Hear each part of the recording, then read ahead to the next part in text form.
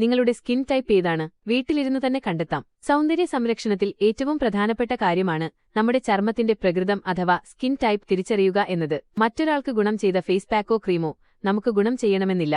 നിങ്ങളുടെ skin type തിരിച്ചറിയാൻ ചെയ്യേണ്ട രീതി: 1. ഒരു മൈൽഡ് ഫേസ് വാഷ് ഉപയോഗിച്ച് മുഖം നന്നായി കഴുകുക. 2. മുഖം തുടച്ചതിനു ശേഷം ഏകദേശം 1 മണിക്കൂർ നേരത്തേക്ക് ക്രീമുകളോ സിറമോ പൗഡറോ ഒന്നും തന്നെ ഉപയോഗിക്കരുത്. 3.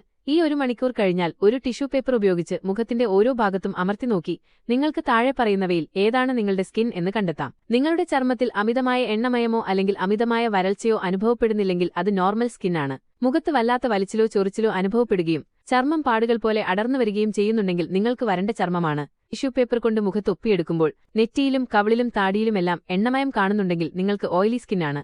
നിങ്ങളുടെ നെറ്റി, മൂക്ക്, താടി, ടീസോൺ എന്നീ ഭാഗങ്ങളിൽ മാത്രം എണ്ണമയവും കവിളുകളിൽ വരൾച്ചയുമുണ്ടെങ്കിൽ അത് കോമ്പിനേഷൻ സ്കിന്നാണ്.